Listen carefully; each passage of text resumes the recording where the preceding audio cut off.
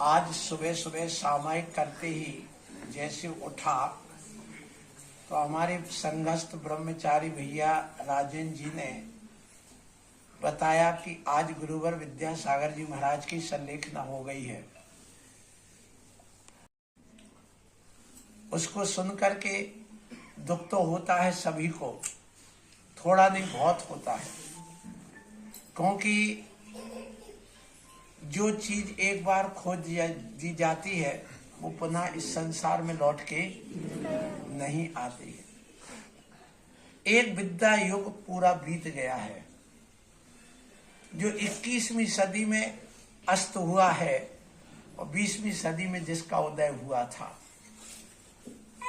आचार्य शांति सागर जी महाराज के बाद में यदि कोई विशेष आचार्य हुए हैं इस दुनिया में, आचार्य सभी हुए, बहुत हुए, हमारे गुरु महाराज अभिनंदन सागर जी, विपुल सागर जी आदि विद्यासागर सब हुए, लेकिन इन सब में विद्यासागर जी महाराज का स्थान एक अलग ही रहा है। उन्होंने अपने कल्याण के लिए तो तत्पर रहकर कार्य किया है, लेकिन समाज के लिए भी उन्होंने काम किया है, देश के लिए भी उन्होंने काम किया है, जन जन के लिए काम किया है। और मैं तो आज भी बताऊं, जब से उनका ये समाचार सुना है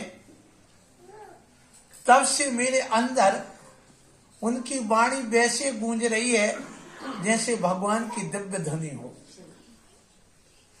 क्यों? गुरु के वचन और आंवले के गुण। जब आंवला खाओ तो कसायला लगता है, लेकिन उसके ऊपर पानी पी लो तो मीठा हो जाता है वो। इसी प्रकार गुरु जब कुछ कहते हैं तब तो बुरा लगता है, लेकिन बाद में वही अमृत का काम करता है।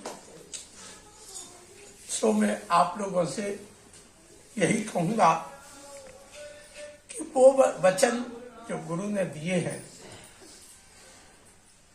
उन वचनों को यदि शिष्य उतारता है तो वह तरता है। जब वो साक्षात थे तब वो शब्द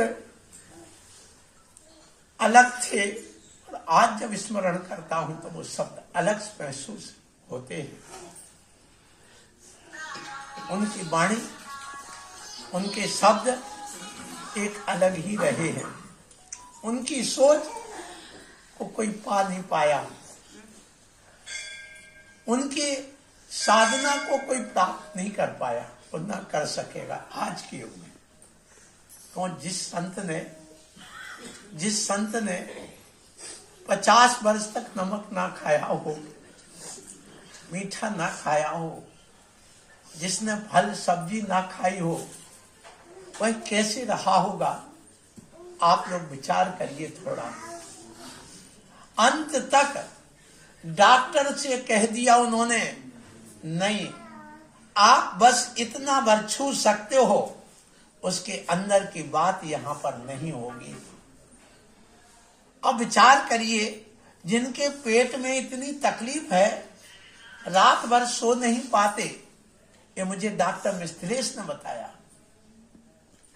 और जिनके शरीर में इतनी वेदना होने पर पूरे शरीर में वेदना हो गई, पीलिया हो गया, और जिनको लीवर बिल्कुल भ्रष्ट हो गया, यूं मान करके चलो, तो भी 3 दिन पहले से उपवास करके बैठ गए, पद छोड़ दिया, और पद छोड़ने के बाद में संघ को आगे करके पीछे विहार करके 5 किलोमीटर आगे पुनः आ गए कि अब मैं सबसे मुक्त हो गया हूं, अब मेरा कोई से संबंध नहीं। पना उनका अपने आप में विशेष लगता है। ध्यान रखो, संत चले जाते हैं, ये निश्चित बात है, और देह छूट जाती है, लेकिन उनकी देशना अमर रहती है। इसलिए साधु संलेखना के बाद भी अमर रहता है। आज हम कुंद स्वामी को जानते हैं, उमा स्वामी को जानते हैं, क्यों? उनकी देशना की वजह से आज उनकी देशना जो आचार्य श्री दे के गए हैं, ये युगों युगों तक रहेगी, इसमें कोई संदेह नहीं है। इसलिए मैं आप लोगों से कहूंगी, इसलिए महान है, इसलिए महान रहे कि जिन प्रधानमंत्री के लिए लोग बुलाने के लिए कितना सोर्स लगाते, कितना क्या क्या नहीं करते, ऐसे प्रधानमंत्री बिना बुलाए गुप्त रूप से अपनी गुप्त वार्ता करने के लिए आचार्य विद्यासागर जी के यहाँ जाते हैं। तो कितने महान है, ये अपन को सोचना है, कितने महानता रही उनकी।